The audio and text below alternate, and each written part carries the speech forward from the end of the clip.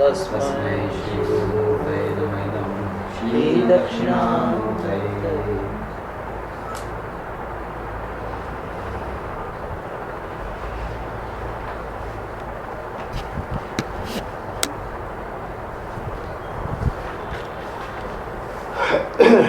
नारायण नारायण नारायण।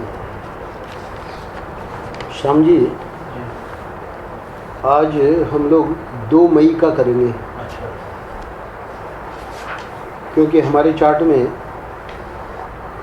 2, 4 और 6, 7, 8, 9, 10 ये करने हैं। फिर उसके बाद 14, 21, 26, 27, 28, 29 और फिर 30, 31। तो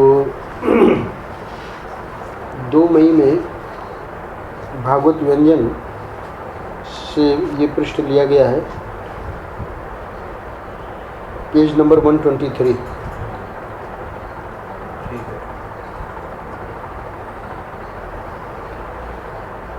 शीर्षक है शास्त्र का उद्देश्य। यहाँ पर महर्षि ये बताने जा रहे हैं कि कुछ भ्रांतियाँ लोगों में है, और वो भ्रांति क्या है कि विशेष रूप से पिछले 2-3 हज़ार वर्षों में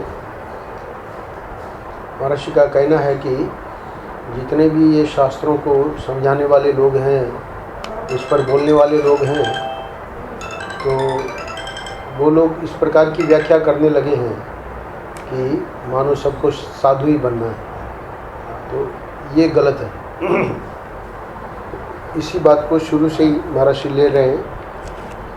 श्रीमद् भागवत या किसी भी शास्त्र की व्याख्या करते समय जब व्याख्याता या श्रोता को यह भ्रम हो जाता है कि ये सारी बातें मनुष्य को साधु बनाने के लिए हैं, केवल त्याग के लिए हैं, वैराग्य के लिए हैं, तब वह शास्त्र का यथार्थ रहस्य अथवा मर्म नहीं समझ पाता। फिर से मैं पढ़ रहा हूँ। श्रीमद् भागवत या किसी भी शास्त्र की व्याख्या करते समय जब व्याख्याता अथवा व्याख्याता को छोड़ो, श्रोता स्वयं ही, क्योंकि पढ़ता तो रहता ही है, तो श्रोता को यह भ्रम हो जाता है कि ये सारी बातें जो इस शास्त्र की है, चाहे भागवत की हो, चाहे महाभारत की हो, चाहे रामायण की हो, है ना, ये सारी बातें मनुष्य को साधु बनाने के लिए है, केवल त्याग के लिए है, वैराग्य के लिए है, तब वह शास्त्र का यथार्थ रहस्य अथवा मर्म नहीं समझ पाता। मनुष्य को उसकी योग्यता के अनुसार कर्तव्य की शिक्षा सभी शास्त्र देते हैं। चाहे वह ब्रह्मचारी हो, गृहस्थी हो, वानप्रस्थी हो या त्यागी सन्यासी हो, मनुष्य को उसकी योग्यता के अनुसार कर्तव्य की शिक्षा सभी शास्त्र देते हैं। अब वो जो पढ़ने वाला है वो किसी भी स्टेशन पे यानी किसी भी अवस्था में हो सकता है। वो ब्रह्मचारी हो सकता है, गृहस्थी हो सकता है, वानप्रस्थी हो सकता है, अथवा सन्यासी हो सकता है। तो शास्त्र तो क्या कर रहा है कि तुम जो हो उसके अनुसार तुम्हारा ये कर्तव्य है। ये शिक्षा सभी शास्त्र देते हैं। सबको योग्यता के विरुद्ध एक ही रास्ते से ले जाना, यह हमारे शास्त्र का उद्देश्य नहीं है। तो योग्यता के विरुद्ध का अर्थ क्या हुआ कि जो सन्यासी है तो उसके लिए तो ठीक है, वानप्रस्थी के लिए भी समझ लो ठीक है, पर वो जो ब्रह्मचारी और गृहस्थ है ना, तो उनकी योग्यता के विरुद्ध हो गया ना कि भाई उनको त्याग और वैराग्य और है ना साधु बनाना, ये तो शास्त्र का उद्देश्य नहीं है। तो अगले पैराग्राफ में महर्षि समझा रहे हैं, जो कर्म करने योग्य हैं वह कर्म करें। अच्छा, जो अध्ययन करने योग्य हैं वे अध्ययन करें। जो शक्तिशाली हैं वह रक्षा का कार्य करें। जो सबको अन्न वस्त्र देने योग्य हैं वह अन्न वस्त्र देने का काम करें। सभी शास्त्र सभी प्रकार के अधिकारियों के लिए उनकी योग्यता के अनुसार मार्ग बताते हैं। इस पैराग्राफ को फिर से पढ़ रहा हूँ। जो कर्म करने योग्य है वह कर्म करें, जो अध्ययन करने योग्य है वे अध्ययन करें, जो शक्तिशाली हैं वह रक्षा का कार्य करें, जो सबको अन्न वस्त्र देने योग्य हैं वह अन्न वस्त्र देने का काम करें। सभी शास्त्र सभी प्रकार के अधिकारियों के लिए उनकी योग्यता के अनुसार मार्ग बताते हैं।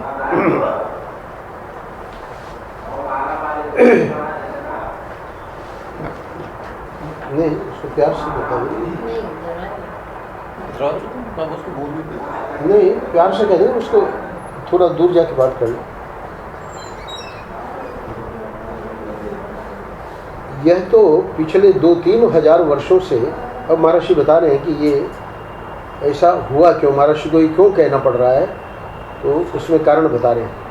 ये तो पिछले 2-3 हजार वर्षों से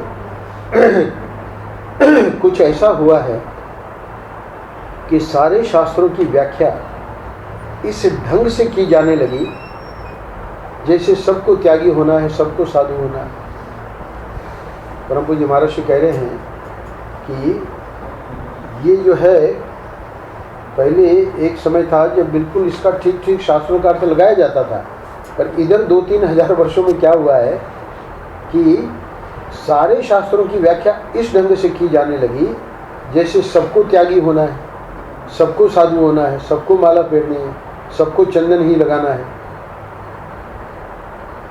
इससे तो न मानवता की व्यवस्था ठीक बनती है, न राष्ट्र की रक्षा होती है, और न ही लोग अपने कर्तव्य में निष्ठावान होते हैं।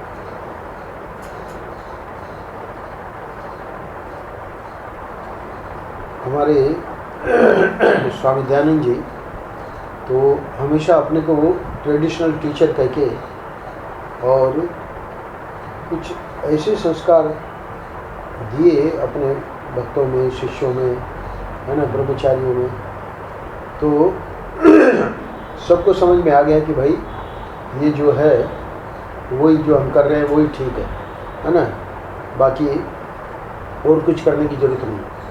क्यों? क्योंकि वो ट्रेडिशनल टीचर मतलब जैसे संप्रदाय में होते थे महात्मा, उसी हिसाब से मैं आप लोगों को पढ़ा रहा हूँ। मैं मतलब मिशनरी नहीं, दूसरे शब्दों में। तो अब मिशनरी वाले महात्मा वो तो जैसे महर्षि यहाँ बता रहे हैं, है ना, सत्संग देंगे, पर हर व्यक्ति को जो जो जिस फील्ड में वो काम करे। अच्छा, ठाकुर जी ने ऐसी लीला करी कि स्वामी दयानंद जी के हृदय में कुछ ऐसा भाव और कुछ ऐसा परिवर्तन आया कि उनको लगा कि समाज के लिए हम कुछ नहीं कर रहे। तो उसने फिर एम्स फॉर सेवा ऑल इंडिया में ऐसा करके एक संस्थान बनाई। तो वो एम्स फॉर सेवा जो बनाया उन्होंने, तब वही ट्रेडिशनल टीचर अपने शिष्यों को कहने लगे, जो उनके बहुत सारे विदेश में शिष्य थे, उनको कहने लगे कि अब जो है आप लोग यहाँ आओ, भारत में सेवा करो। अब उनको समझ में नहीं आता कि भाई वो ट्रेडिशनल टीचर जो है, तो पहले तो हमको कुछ और बता रहे थे। अच्छा, उनकी बात छोड़ो, लोगों की, सामान्य लोगों की बात छोड़ो, जो ब्रह्मचारी और सन्यासी थे, है ना, जिनको बस यही कि भाई हमारा काम तो बस ये सत्संग करना है ना, और उनको किसी से मतलब नहीं, तो अब उनको भी बताने लगे।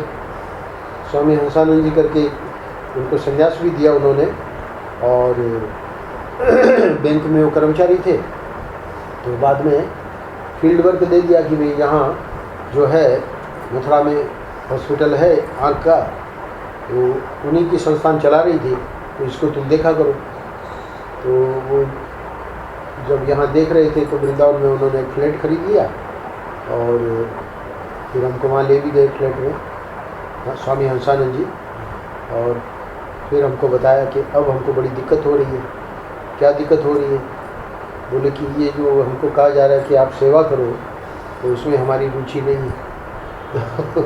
ये महाराज से कह रहे हैं कि वो ठीक है, एक समय में उन्होंने जो संस्कार दिए कि भाई सन्यासी को और कुछ नहीं करना है ना, उनको यही सब अपना श्रवण मनन निध्यासन करना है।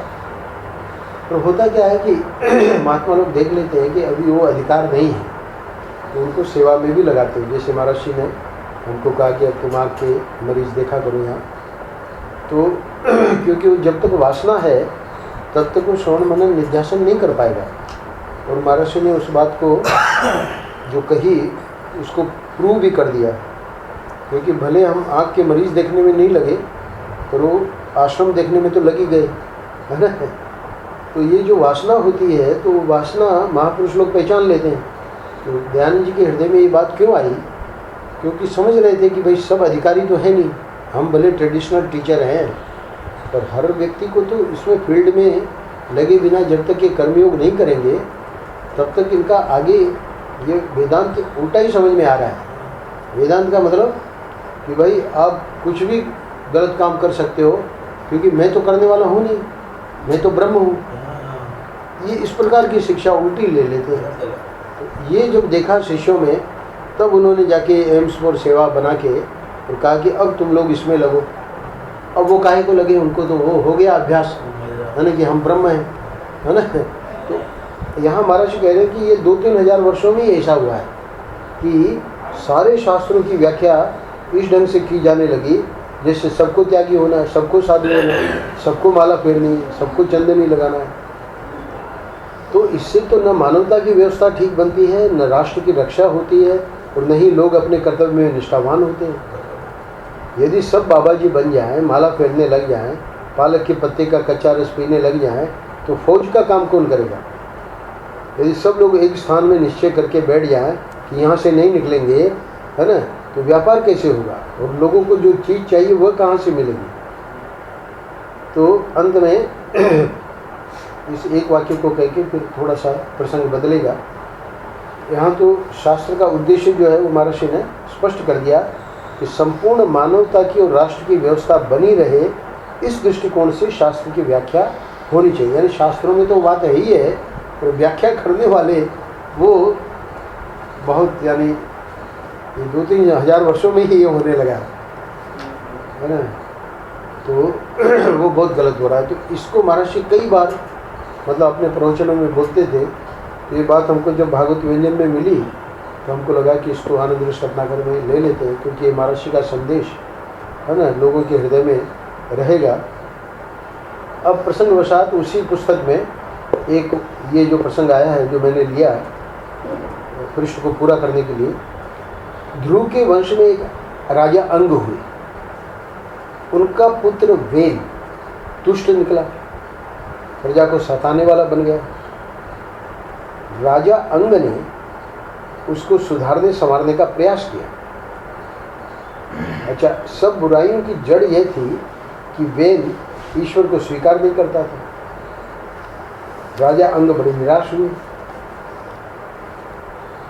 परंतु वे ध्रुव के वंश में थे, इसलिए एक दिन रात्रि के समय उनके हृदय में प्रकाश का अवतरण हुआ।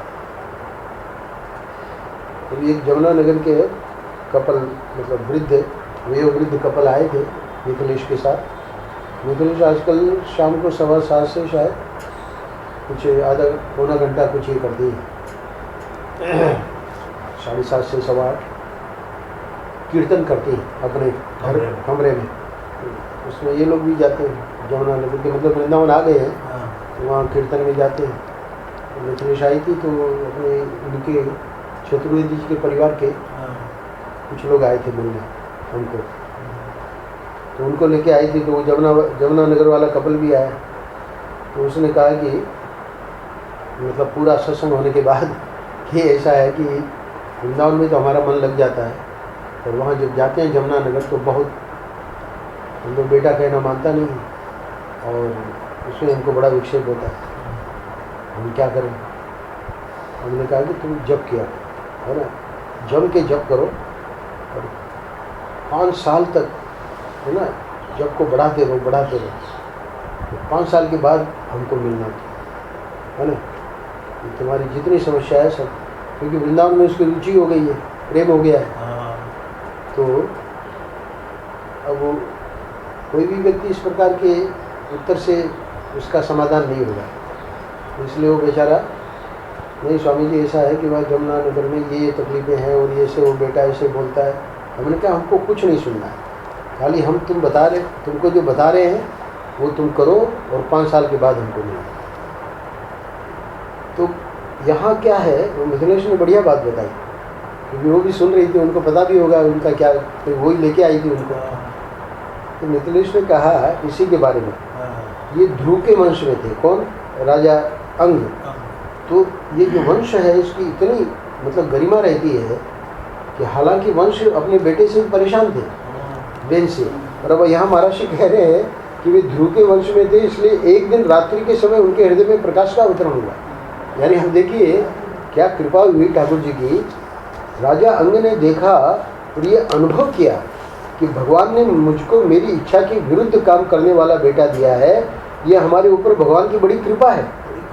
अब वो जो जमुना नगर वाला बोल रहा था, तो इसमें मिथिलेश ने यही सुनाया कि वो राजा अंग है, उनको तो एकदम प्रकाश हो गया कि ये बेटा मिला, ये तो बहुत बढ़िया हो गया। क्यों? क्योंकि वो भजन करने के लिए निकल गए। यदि बेटा अच्छा होता तो मैं इसके राग में फंस जाता, अब मैं भगवान का भजन करूँगा, है ना।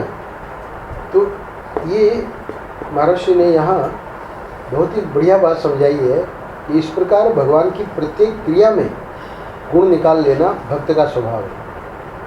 तो भगवान की प्रत्येक क्रिया में गुण निकाल लेना भक्त का स्वभाव है। तो वही उन्हीं भगवान के द्वारा तो ये शास्त्र रचित हैं। तो वो जो शास्त्र रचित हैं, तो उसमें इस प्रकार की जो व्याख्या करके लोग गड़बड़ी कर रहे हैं, वो बहुत ही गलत है। हमारे शास्त्र तो सबके लिए है ना, सब प्रकार की बातें बता रहे हैं, और उसको वैसे ही करना चाहिए जैसे शास्त्र बता रहे हैं।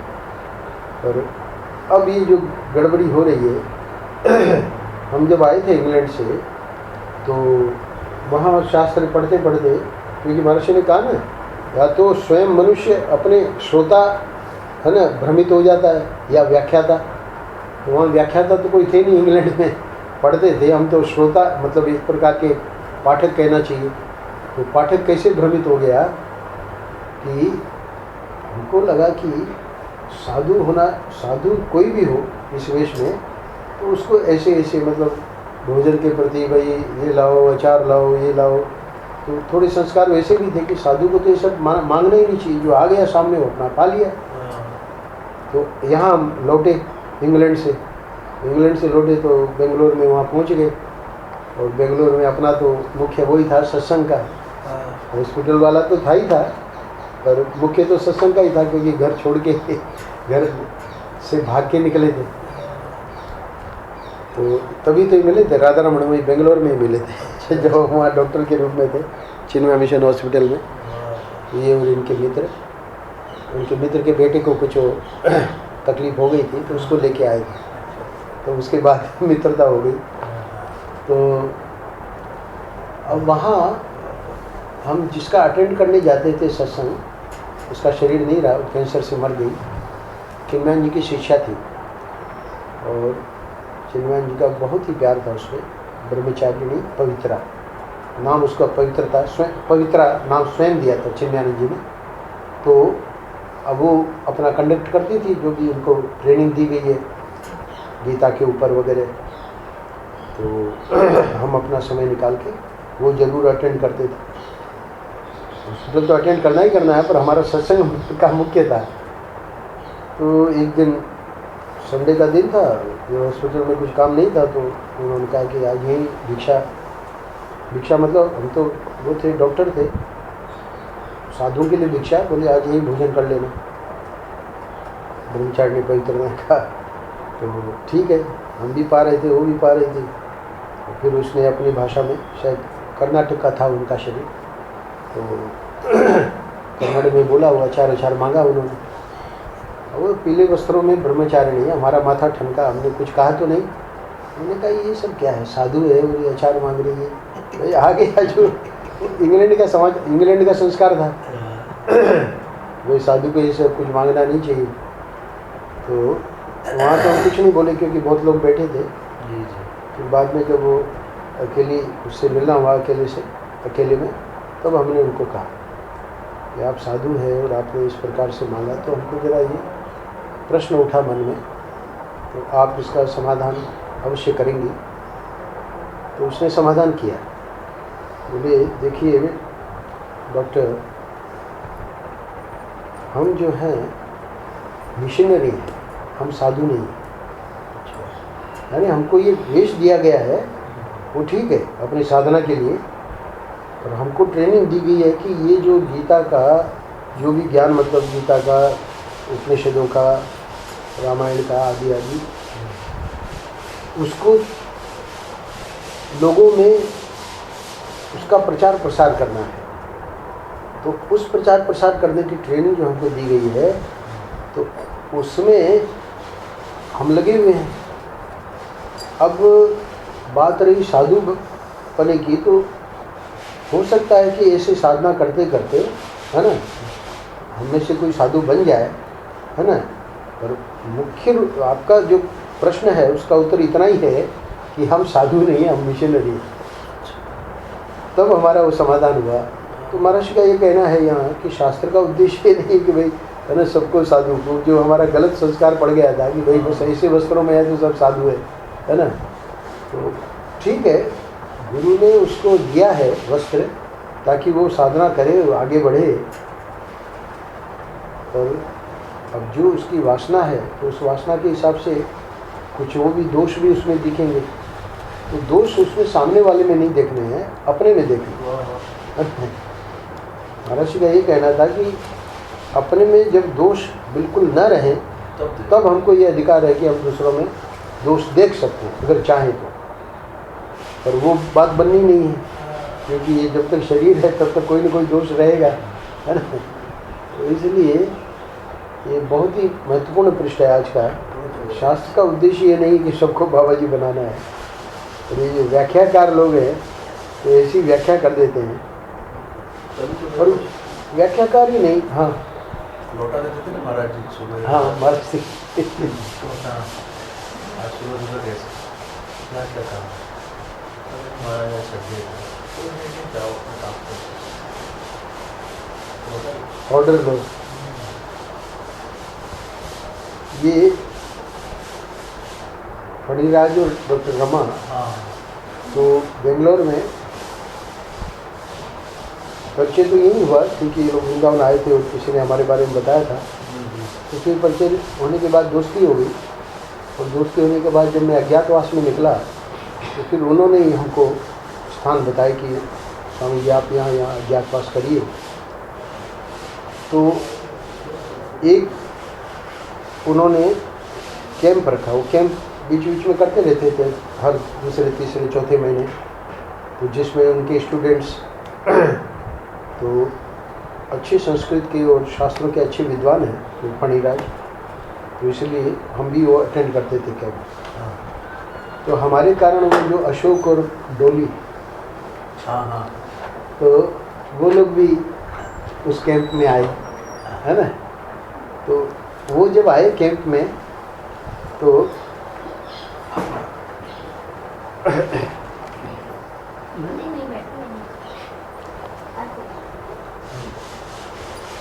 डोली का तो मन लगे नहीं, और अशोक जो है वो बेचारा फॉलो कर रहा था क्योंकि उसका काफ़ी अध्यात्म में रुचि है। जी जी। तो कुछ उसने बहाना निकाल के और फिर बताया कि अब हमको जाना पड़ेगा। अच्छा। अब वो हैंडपैक है अशोक। अच्छा। हाँ, डोली का है तो उसके बाद वो कुछ नहीं कर सकता। तो अब डॉक्टर रमा काफ़ी इंटरेस्ट ले रही थी अशोक में कि भाई जब इसकी इतनी रुचि है, और वो फणिराज उनके पति है ना, तो ले रहे थे कैंप। तो हमारे संबंध से ही वो दोनों आए थे पति पत्नी। पर रमा को पता लग गया कि ये डोली जो है ज़बरदस्ती इसे ले जा रही है, और चलो कुछ है कारण कि भाई किसी की बर्थडे है, तो बर्थडे करके फिर वापस आ जाए। अभी कैंप तो 4-5 दिन और है। तो बेंगलोर से तिरुवन्नामलाई ज़्यादा दूर नहीं है, पर उसको मालूम था कि डोली तो नहीं आएगी। तो फिर रमा और फणिराज के तो ये सब नहीं था दिमाग में, तो डॉक्टर रमा हमसे मिली, बोली कि वो आपके मित्र हैं और आप उनको कहिए, है ना, कि ठीक है चले जाएं, तो फिर वापस आ जाएं, उसको ना आना हो तो ना। तो मैंने उसी वक्त स्पॉन्टेनियसली मैंने बताया, मैंने कहा देखिए डॉक्टर रमा क्षमा करिएगा, हमारे महर्षि की ये टीचिंग नहीं थी। कि भाई किसी का घर तोड़ा जाए। हाँ, वो बेचारे पति पत्नी है ना, और वो अपना जैसे समझ रहे हैं समझें, हमारे कारण आ गए कैंप में, ठीक है ना, वो जा रहे हैं, जाने दो उनको। हम उनको कहें कि यानी वो नहीं इंटरेस्ट ले लिया पर तेरे को तो आना ही चाहिए, यही महर्षि कह रहे हैं कि ये तो पिछले 2-3 हज़ार वर्षों से कुछ ऐसा हुआ है कि सारे शास्त्रों की व्याख्या इस ढंग से की जाने लगी जैसे सबको त्यागी होना है, हाँ, सबको साधु होना है, सबको माला फेरनी है, सबको चंदनी लगाना है। तो वहाँ हमने उसको समझाया कि महर्षि का ये बिल्कुल ऐसा नहीं मानना है, दोनों पति पत्नी साथ में आके कुछ करें, बहुत बढ़िया है। और ये हमारा काम नहीं है कि नहीं भाई तेरे को इंटरेस्ट है ना, रचना कहे बिट्टू को, उसको कहिए स्वामी जी आप उसको बताइए, है ना। अरे भाई बिट्टू को हमने कहा हमको जब रुचि थी तो हम दौड़ दौड़ के जाते थे, है ना। उसको जब रुचि होगी तो तुम ही रोगी कि इसको क्या रोग हो गया, है ना। ये रो रही है, वो रो रही है इसकी बहन मनोरी, वो तो साधु हो गया ना, हरिवंश दास हो गया। तो ये इसलिए इसको बता रहे हैं कृष्ण, क्योंकि माताओं के हृदय में भी ये रहता है कि ये ऐसा होवे, हाँ, पर ऐसा जरूरी नहीं है। जब समय आएगा अपने आप ठाकुर जी जिसको जहाँ लगाना है। हाँ, तो ये बात बहुत समझने की, आज का प्रश्न बहुत महत्वपूर्ण है।